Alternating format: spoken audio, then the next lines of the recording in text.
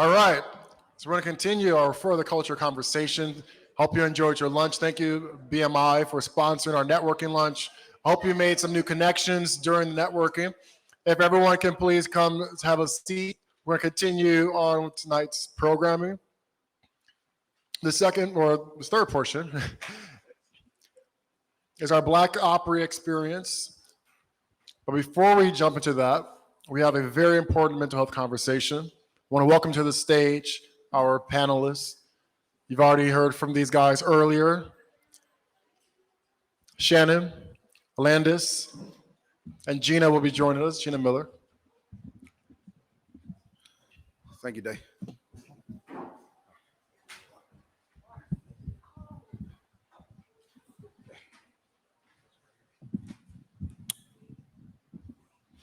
Get in? Okay. Put Gina in the middle. Put the lady in the middle. Come on, join us. We'll put you in the middle. Yeah.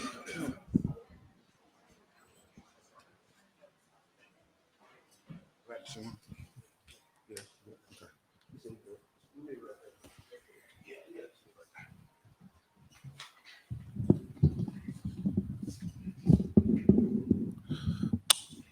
What's up, y'all? Everybody all right? Come on now, y'all gotta wait. You know, lunch, do you? What's up? We back? We're back. All right. Falling asleep from lunch. We're gonna have some great conversations today, so we want to keep that. We want to keep that good energy going. Yeah, this is a very important conversation to have. Especially with a lot of creatives. Putting your creative energy out there. Putting your creative thoughts out there all the time. Mental health is something that's often overlooked, but something we need to take a serious look at. So delighted to have this conversation with Gina and Shannon about mental health in the African American community, the African American creative community. So let's start off saying, first question is, why are we as African Americans afraid to discuss mental health? Well, yeah, let's just talk. Yeah, let's just talk. I mean, I think that one is, it's interesting because I was just talking to Anastasia a little bit ago about that. It's like, it's really just been a conversation in the last few years for us as a community. I think that it's something that real talk white folks have embraced for a long time as part of their comprehensive health profile. It's something that we're just embracing as a culture, as a community. When you say, Gina? Yeah, I mean, I think the first thing to say might be to give an answer as to why there's been a stigma around it. And I think it probably has to do with the root of Black folks, like what we do culturally, comes from a lot of different places, right? Community influences culture. And probably we could say, looking at it from a historical perspective, grandmama and them, the church influenced a lot of the culture. And, what they didn't believe in it, one, probably a lot had to do with money.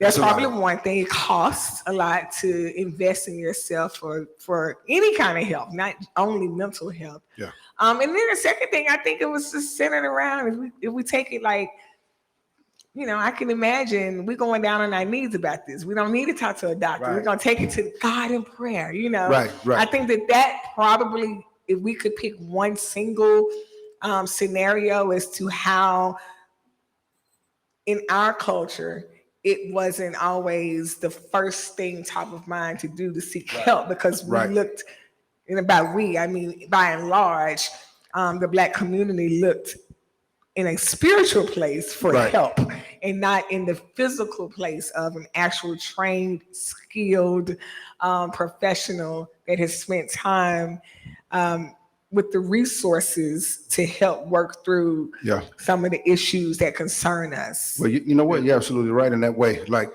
culturally speaking, it's always been until recently where, Black church was the center of culture in that way, and then you went to the pastor for everything. You had marital problems, you go talk to the pastor. You have some emotions, but you go talk to the pastor. But look, guess what? Pastor knows the Bible. He's not a marriage counselor.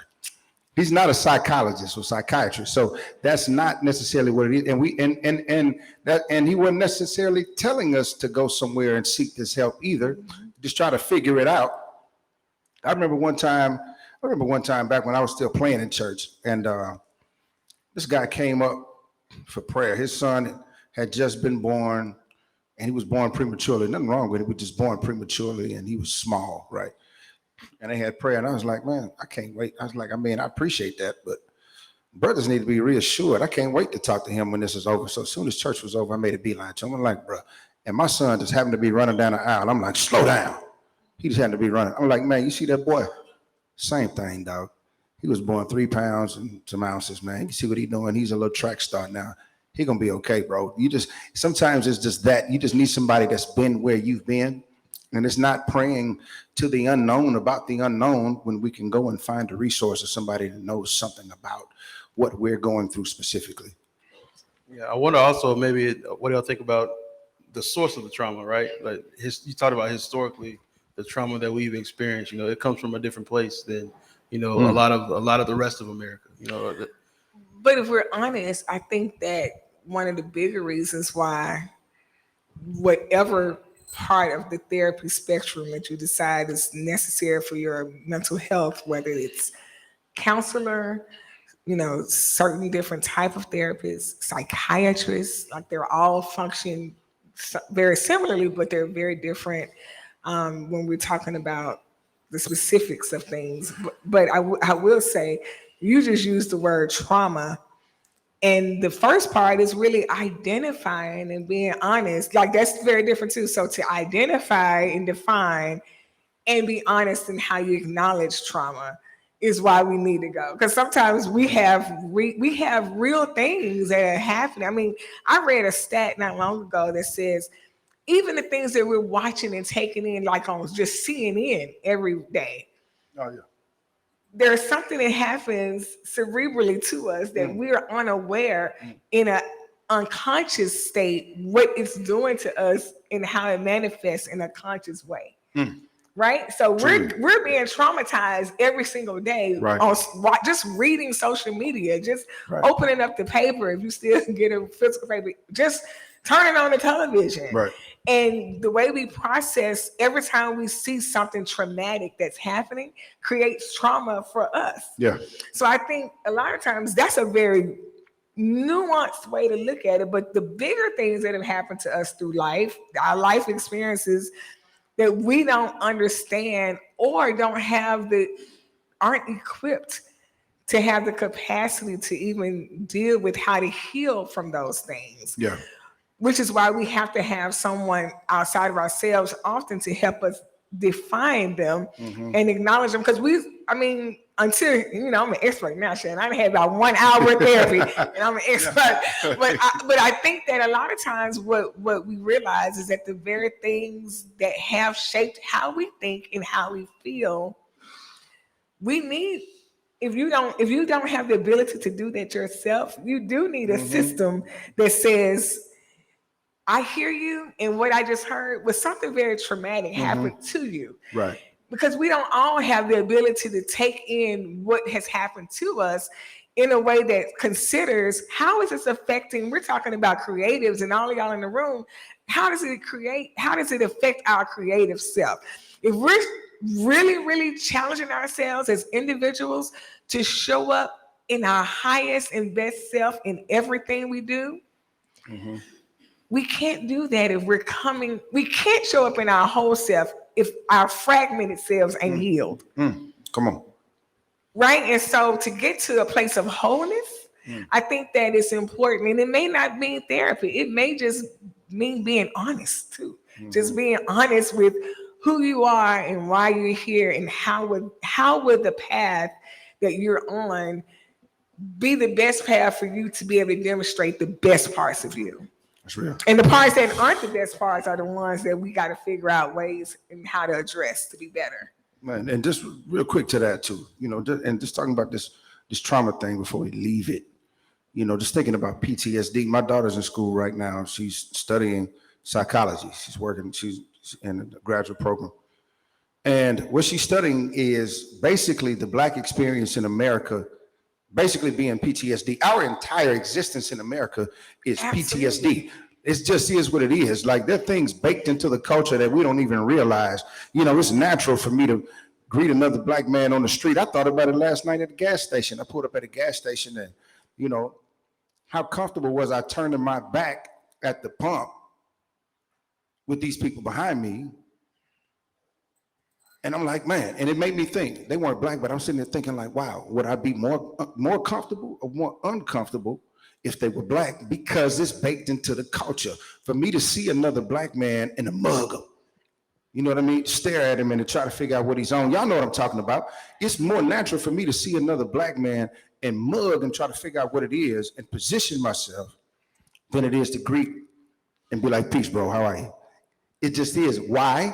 Because this goes all the way back when you had slave rebellions.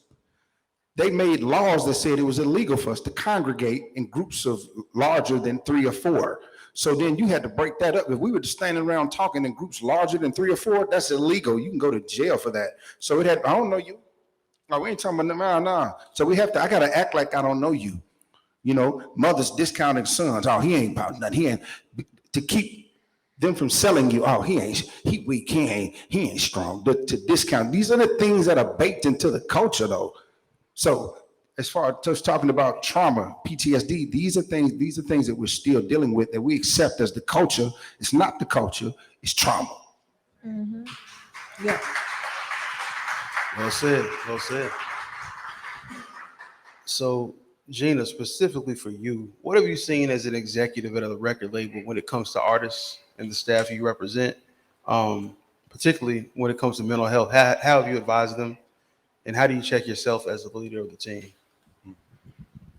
Well, I think before the last 2 years, and that's like a marker now, everything pre-COVID. I mean, we might as well, and everything like, even though we're still in it, post 2020, 21, is different. And I think looking at how we address all the issues that we all collectively have had to deal with, and I think the catalyst for a lot of this, looking at, we all have watched and seen play out on television the death of George Floyd, right? And I think that was one thing. It took me to realize, like, I have a son that would be 27 in August, but I also have a 22-year-old. And I realized, like, the way I respond to what was happening in the news was very different from the way they respond. But guess what? I also realized this has been happening since their entire existence. When we look at Trayvon Martin, right at the same age my kids, like, they've seen this over and over, and y'all know all the names, right? So it's like, wait a minute. When I was growing up, this wasn't a common thing that we saw, and even more common than it probably was, it wasn't played out in front of us on our phones, right? So the fact that we have way more access to things means we also have way more access to dark things and being able to see in real time often. I mean, I can tell you right now, I've seen the videos of the shootings that happened played out on Facebook Live. I have a colleague whose cousin we watched get killed on Facebook Live. I've seen the video of the person who couldn't hold on till morning, who put their message on Facebook Live. Like, I can go on and on and on and on and on, right? So I think even before that, the kind of leader that I wanted to be was to understand we're all living through a whole lot of stuff. And sometimes it's not, I can't put a tag or a category or classify or try to get you to compartmentalize one part that's maybe affecting you that's not affecting someone else. That's not how this works. Something that doesn't affect Shannon could devastate me. Something that doesn't affect me might bother you. But what I do understand and what I came to some awareness about was that we all are affected by something, and how we dealing with the things that affect us day to day absolutely determines how we show up, not as artists, but as people. Yeah. My artists are people. My staff and my team are people. They're human people that work to do whatever it is they do, whether it's from a creative side or as executives, but they are humans. And I felt very strongly that in my role, I get to counsel and advise and teach and educate and impart and do all these different things. And I will, to my own credit, I feel like I do a really great job at being a counselor and a shepherd, if you will, a steward. But at some point, I even sat and said to them, to the team that I'm charged of, is like, you know what? There are a lot of things that we can do, but there are some things that we just shouldn't do. I should not make part of your responsibility that you have to now also have the capacity to do something that if I just go and find the resources and put them in place for whoever needs them. And there are a lot of great resources out there that don't include private, needing your own personal money. There are plenty of resources. So I just felt like if we're going to get the best out of our artists, we can't do that without getting the best out of all of us as people. Mm-hmm. And that has to be the priority. And it's been my priority. And I'm trying really, really hard, even with our teams, we need breaks. I look back even just a few weeks ago and I felt really irresponsible about some of the way that we've worked, not in the past 18 years that I've been at this company, but even just the past 2 years, the past year. And I'm like, okay, I'm also counting on myself in accountability to be better. And what does that look like in every area?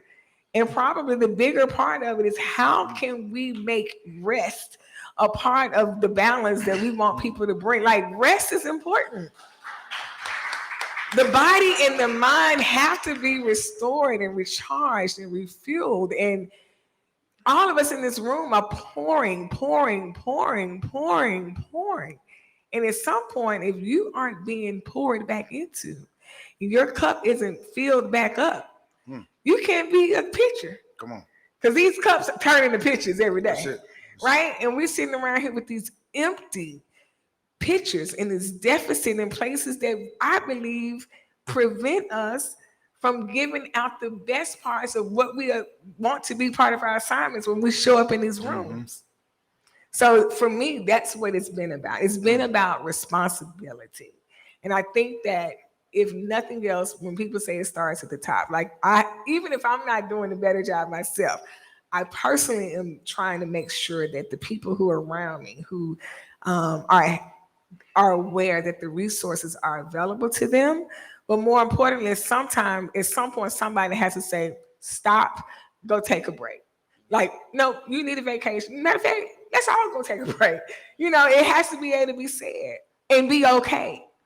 And so that's really what I'm also trying to make. Nothing is so important that it can't wait a minute or two for you to just catch your breath and use that catch your breath as whatever that means for you. That might be 15 minutes. Sometimes that's all we need. That might be 5 o'clock. I've just got to stop. And that might just be because I'm going to start back up at 10 o'clock. But it might not be that I'm not starting till the next day. Whatever you decide that boundary looks like for you and your health and your sanity and your peace of mind, your peace is what has to be okay. And everybody I will tell you this, will adjust around it. Will adjust. I have seen some of the most clever out of office replies since COVID. But one of them and this young lady, us, I ain't gonna call her name. Okay. I'll tell you later. Okay. But one of the things I love more than anything are the ones that say, yeah, I'm out of the office right now. And because I'm working from home, it's likely that I won't see this. I mean, it was a long paragraph and I read all of it because I thought it was one of those disclaimers at the bottom. It was a disclaimer, but it wasn't the thing about transmission if this is a small person, blah, blah, blah, blah. No, it was really a whole paragraph about, I'm gonna get to this. Can't tell you it's going to be today, right. But I'm probably out being curious in the world around me and enjoying an adventure with my son possibly. But I promise, if you haven't heard from me in 24, 48 hours, holler back. Holler back. And I was so impressed and empowered by that. I thought, that's really dope. That's so dope because guess what? No one can tell you what you're going through. And no one can also tell you what you need to be okay while we all are going through and managing the lives that we have been given. Come on. So I would just if I would make one suggestion today, it would be, you all seen those signs when you go in a restaurant at the front of the Waffle House, take what you need. That's it. Ain't nothing else special. Take what you need. Do what you need. Because we all need to be doing something that preserves, protects, and helps us to produce the most that we can get out of ourselves from a place of peace and being able to give the best to the situation that we have in front of us. Yeah. Awesome. That's real. Thank you. Shannon, I'm interested in hearing your perspective in that too, just from the perspective of being on the road all the time, right? As a musical director, right? It's kind of like the glue to that unit, right? What did you observe that kind of that might have cautioned you to check in on yourself, and also check in on folks on the road with you? That's an interesting question too. So for those that don't know, a lot of folks know I make records. A lot of folks know I'm a songwriter, producer. I'm an executive now at BMI. In between all of that, a lot of people don't realize I was on the road for like 20 years. I was NDRE's musical director for like 20 years. So I was in and out for a long time. And it's crazy because you don't really think about it when you're in the middle of it. Man, so many things, man. As you say it, my mind just rolls as I think about being on the road and just unhealthy things, unhealthy ways of thinking and being, and it's easy to fall into. I'm thinking one time where I came home, real talk. I remember coming home from a tour, sitting on the couch, kids were still small, and they go to bed. It's about to go to bed. It's about 8:30, 9 o'clock. Well, that's showtime for me. I'm not used to being there. You're like, this is showtime, right? And I'm used to getting me some whiskey right about now. This is what I'm finna do, right? So I go get me a nice stout shot. That's what I'm gonna do before the show, get my head right. So I'm thinking, this is what we say.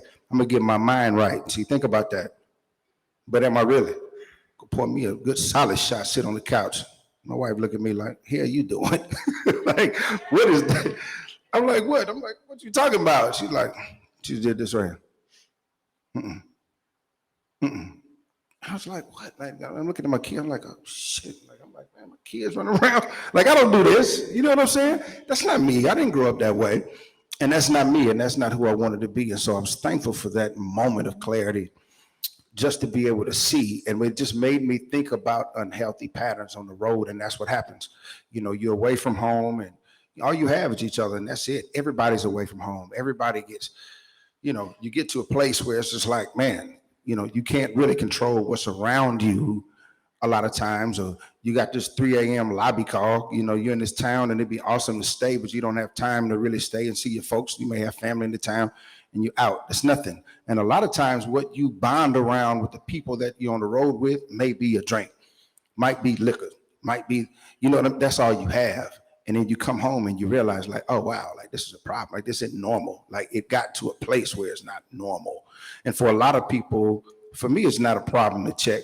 For a lot of people, it's a problem to check though, And so, that was one of the things that made me think about it, and I think about, even with India herself a few times, there were times where she just wasn't having a good day. And then you expected to come out on stage and sing. And it was one time, I tell you, we had a show.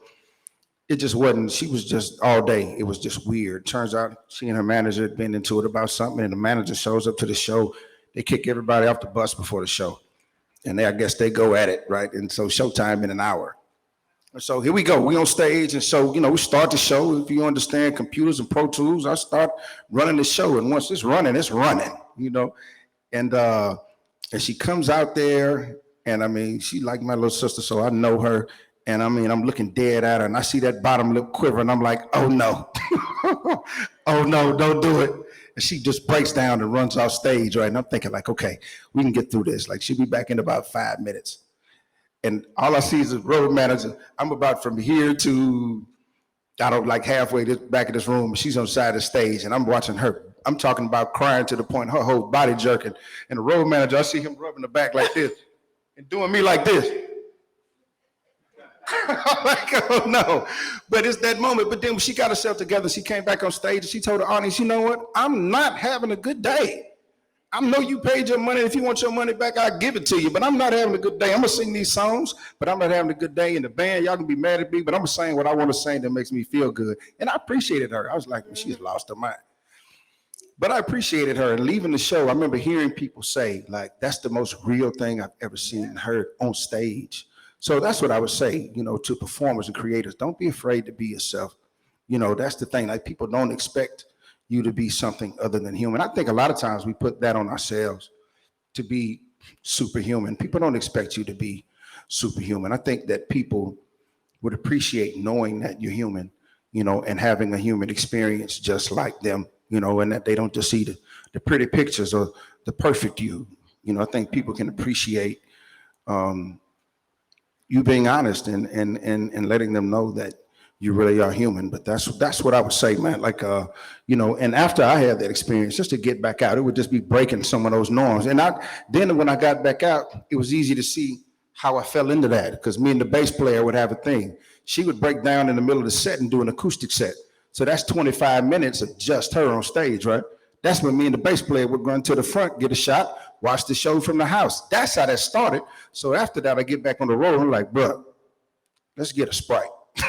Like, let's break these cycles. And a lot of it is just being aware of things, empowering the people around you to be honest with you and to call you out on your bullshit. I can't say it no other way, because that's what it is. Allow people to empower people around you. I don't care how big you get, how whatever, empower somebody around you that keep it real with you and to tell you when you on some bullshit. It's real. It's real. So you actually touched on my next question. The music industry's strong reputation for liquor, sex, Come on, man. drugs, Sex, drugs, rock and roll. That's what it is. We lost some amazing musicians to mental health, including artists Donny Hathaway, Phyllis Hyman, J.J. Johnson, and record executives Chris Lighty, Shakir Stewart, and Soul Train host Don Cornelius, to name a few. So what advice would you give to entertainers and executives and upcoming leaders in this industry as a cautionary tale to not getting lost? And I think you touched on it. Empowering those around you. And I'll just say, and I'll let you have it because I really feel like I said it. But, you know, a lot of you know I'm in this Elvis movie that's coming out this weekend. I didn't realize until That's I saw the fourth Elvis plug for today, ladies. Fourth You're not one, okay. counting. No. Well, hey, okay, go see the Elvis movie. It's on the chain. I'm playing the preacher. It's fine. Go check it out. But that being said, and we got different groups of people in here, so not everybody knows this. But I'll tell you this, and he's not on the list because I know we're talking Black creators specifically, but I didn't really think about it until I saw the screening about 2 weeks ago. That's really what killed Elvis. He was in a mental health crisis. And I remember thinking about it in the movie. This man was depressed. Who was talking about depression back then? Nobody was talking like that. You know, man up. That's what somebody would tell you. You know, there's somebody to just give him a pill where he's sleepy, or give him a pill to wake him up, or give him a pill to make him go to sleep, or give him a pill, give him a shot. You know what I mean? And the whole time, you know, his relationship with Priscilla was breaking down, and, you know, he went around his daughter, and they kept him working 24/7, and the colonel had him in all kind of crazy contractual things, and he didn't want to be doing. He never left the United States as an artist. He never toured outside the United States, y'all. And it's crazy. He was trying to, but he was locked into that Vegas thing. That's why he gained all that weight. That's what you were seeing was him acting. And that was his depression. And so you see it and you realize it, like, damn, wow, like we just weren't talking about that then. But it's that, you know, having people around. And there's one scene in there you'll see where they're saying, look, you know, this one lady, he passes out. She says, "There's my son, he'd be in the hospital." That's what he needed. He just needed somebody around him to care. His father was there, but for them, it was about the money. So you got to be careful of the folks around you, because that's the thing. You might be the cash cow for a lot of folks. You might be the thing that supports a lot of things, or, you know, an entire business is revolved around you. So if you stop, the whole thing stops. And that's a lot of pressure. That's what he had going on. You got a lot of people working for you. If you stop, if you don't play this show, you know, how many families are affected? But that's it. It's just having people around you to my earlier point, that care enough about you to look out for your physical and mental health.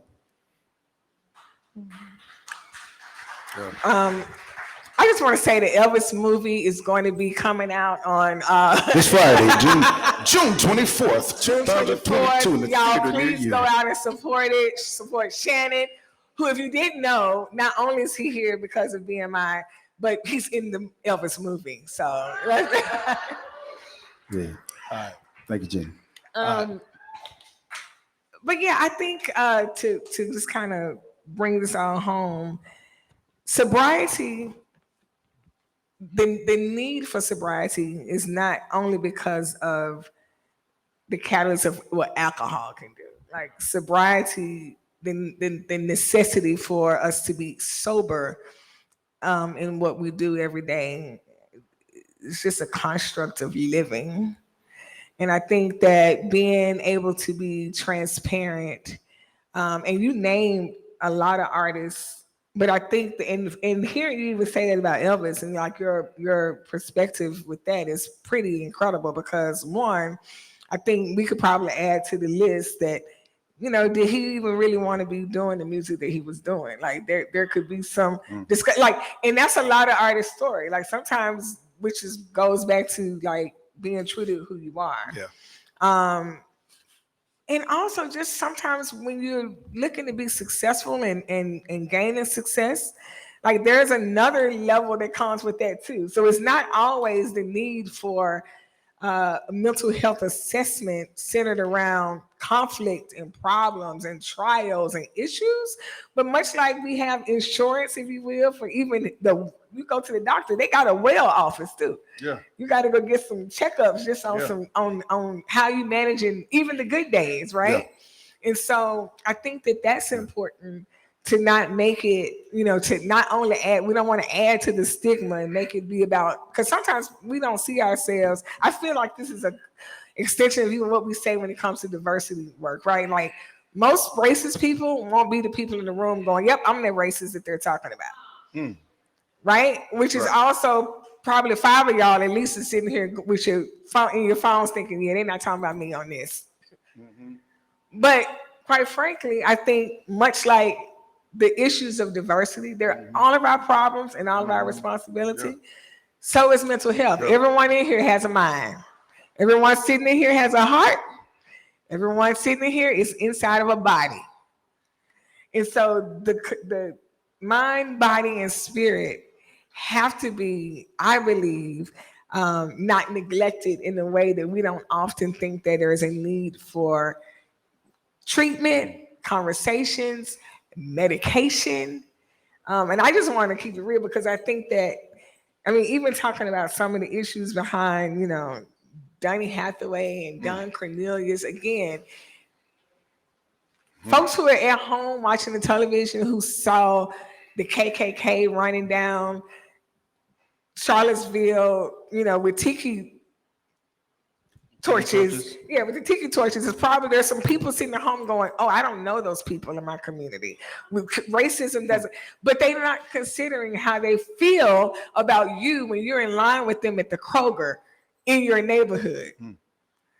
So how you feel about most things, I'm not going to even say everything, but how you feel about most things, we should all be running through a lens of, is this positive or negative? And for the things that you even think are positive should also be rerun through that lens again and go, how positive? Which leads us on either side of the equation, that having people around you that can also be accountability partners for you when you don't see yourself in the thing. So that might even require like the people who you're closest to be like, if I say this, or if I do this, or if I look, we joke about those things, but it's a real thing. Like what I'm certain about right now, these two right here, if I had walked in here today looking a little off from center, and I don't care what y'all think, I might look off from center, but I do know that they would have recognized something and been able to say, you all right? You good? Like, it really should be as simple as that. But sometimes we have to give people permission around us to be comfortable enough to say, sis, bro, you don't look yourself today. You good? Mm-hmm. And if people who are around you won't pull that part out of you and present you with that question and you be okay, you need some different people. Whew. That's it. You need some different people. I want to have the people around me. Courtney's been one of those people for me. If I haven't felt good or don't look right or saying something off or doing something that jeopardizes my mental health or your money, you need people around you to be like, what was that? People who are looking at your posts, who are reading between, the caption, and who are looking at your eyes in the photo. People who are communing with you, who understand when things are right and healthy and when things are not. The mind is a fragile thing. And this time that we have on this earth is as well, I believe. And I think while we're all here creating community of fans and consumers and a lot of things that we've talked about before now, super important. But also make sure in that community that we've got some people that you can lean on and go to who may not have the resolve, but they might have a hand and be willing to grab yours and walk with you while you unpack and sort out and figure out where you need to be to get the help you need on this journey to wholeness. That's real. And that's the only way we can get, I think, to the place of being able to not only operate in our best and highest self, perform in that way, create in that way, et cetera, dot. So that's what I think. So Thank you. I think that's well Thank you, said. Jim. I think y'all summed it up quite nicely. I think it's safe to say that we're in a place post-pandemic that we may not have been, but not for the pandemic. I think it's caused us to take a look at, who we are. Absolutely. And there's so many apps now. So you don't even have to go to a physical place. Like, go to the Apple Store. There are so many great apps right now. Talkspace works. In Talkspace, in the Apple Store. I can't help y'all Google Play users, but I mean, I'm sure they're there. I just don't know them. Team iPhone. But there are means disposable to us right there in our hands. So it's not even, we got to also eliminate the excuses too for not being able to find what you need. And that might be even a little more across the board than just mental health. But the things that you need, you absolutely now have access to just right in the palm of your hand. For sure. And on that note, we want to mention Music Cares for emergency resources and preventative care. The Music Cares mental health and addiction recovery team ensure that when a crisis hits, Music Cares is here. If treatment is necessary, Music Cares provides immediate and confidential care, often within just a few hours. Music Cares offers weekly support groups, assistance securing affordable health care that covers mental health treatment, and counseling and psychiatry referrals. The hope is to instill a sense of safety, reduce stress, and provide real-life mental health tools for the humans behind the music. So if you need to contact them at musiccares@musiccares.org. All right. And you know what? Real quick, there's Porter's another Call. one. Porter's Call is a good one too. That's what I just they're put up. local. Yeah. So let me tell you about Porter's Call. Porter's Call just went to their site. It says, when they're off stage and out of the spotlight's glare, where do recording artists go to get the help they need? Welcome to Porter's Call, a place where artists can find counsel, support, and encouragement specifically attuned to their unique profession. It's a safe and confidential refuge where they can deal with the issues and stresses they face in their careers and personal lives. And the services are provided at no charge. So Porter's Call, if you're here in Nashville, great work. They do great work for our creative community in this mental health space. Yeah. Thank you, Gina and Shannon. The Elvis movie Friday, y'all. Hey, yeah, do it like that. I'm gonna hand it over That's to y'all for the Black Opera conversation. All right, thank you. All right. Yes, ma'am. We got a question. Yes, ma'am.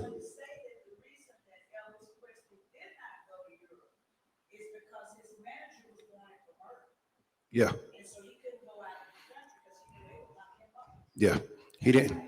Well, he didn't want him to go. Plus, a lot of that too, he had big gambling debts at these casinos, and so it meant more for him to keep him in those casinos working. Elvis was supposed to be in there for 3 weeks and wound up being in there for years. It all plays out. You see it in the movie. It's amazing.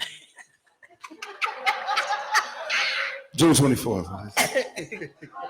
Hey, thanks, Alandis. Thank you. Thank you.